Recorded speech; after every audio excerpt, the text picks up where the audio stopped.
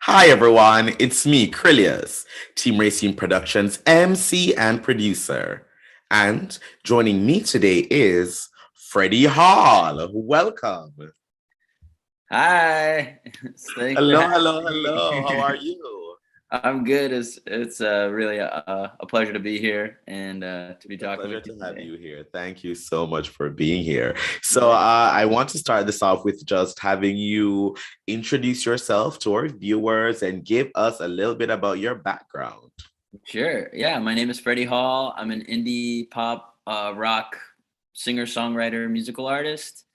Currently based out of DC. I've spent a lot of time in New York City and Boston. Actually, I was in college in Boston, so I'm kind of an East Coast guy. Um, I see, I see. Well, tell me how you got started in music. When did you get bit by the music bug? I think when I was very little, both my parents were musicians, or they are Mm, currently. My dad was a music teacher for high school mhm. students. My mom is a piano player.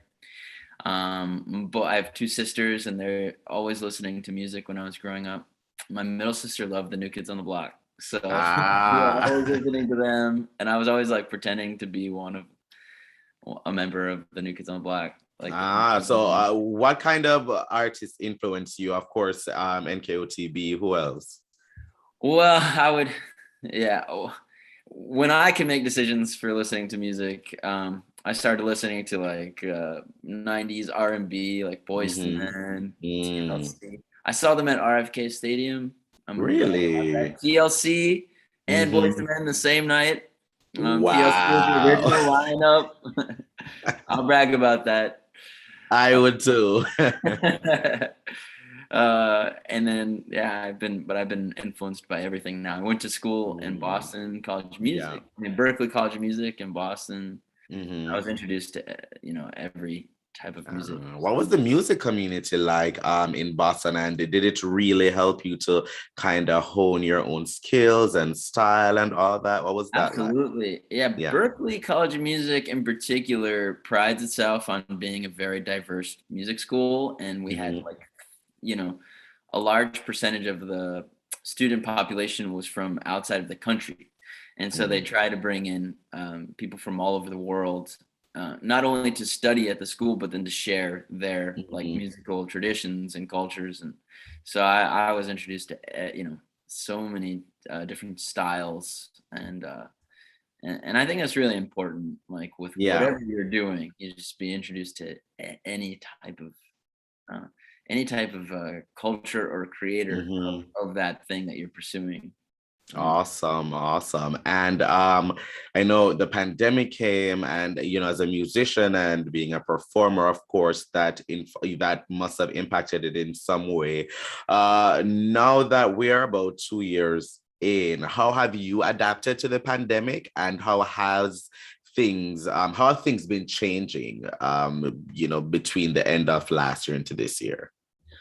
well, I think the pandemic taught a lot of people how to be adaptable, and I think as humans we are, adaptable, and you kind of have to be, especially as a performer, especially as like somebody who's created their own journey as Mm-hmm. an entrepreneur of sorts. You have to be adaptable. But yeah, before the pandemic, I was doing a lot of work in theater in New York City, and that was a big focal point of mine. And then obviously everything shut down, and it allowed me to reintroduce myself to my passions. And I created an album during the pandemic, and Mm-hmm. recorded it, and I just released it at the end of last year, and I've been able to tour with that a lot. Amazing. Yeah, so I've kind And of I know you're also nominated this year for a few Emmys, aren't you? Did you hear about that? Oh, yeah. So I've been nominated for 4 Washington area music awards. Um, Awesome, yeah, including awesome. best pop artist, best pop album, which is Daisy, which is the album I put Mhm, out at the end of last year, and pop mhm. song Something Good and rock song Feed the Fire. All And those. are these your first nominations? Yeah, yeah. It's the first time I've been Awesome. nominated for any kind of award anywhere Well, But congratulations. I mean, how did it feel to, I mean, it's really great to be nominated, especially after, putting out, a work, something that you've worked on, you've put your own thing into. And, anytime you put something out to the world, one always wonders what the response will be. So I'm sure getting feedback like this in a form like Whammy nominations, of course, must be really fulfilling for you in some way. So talk to me about how that feels. I think that's exactly right. The biggest nightmare is not creating something, but then creating something and putting it out, and then not having anybody respond to it. Mhm. So having this just kind of validates my journey a little bit more, and uh, not only does it add fuel to the fire, and keep my motivation higher and keep me reaching. But it's also just kind of nice to be honored by the community here in Washington, D.C. And I think the coolest thing about the Whammy Awards is the fact that they are building a community, and they're creating like outlets for community members. And the thing about the Whammy Awards is not only honors artists, but it also honors like music educators, music venues, media outlets, specifically to this region. Yep. So it is a real community, and I'm excited to go to the award ceremony, hopefully pick up a trophy, but if not, at least I'll get to like mix and mingle and learn more about the scene. Certainly. Yeah. Talk to me about creating the album, and what kind of themes you kind of wanted to explore, what you wanted to say with this album, and just the work that went into it. Yeah. The album is kind of deals a lot with loss and adapting to losing a loved one that I had. I lost to the opioid pandemic, really.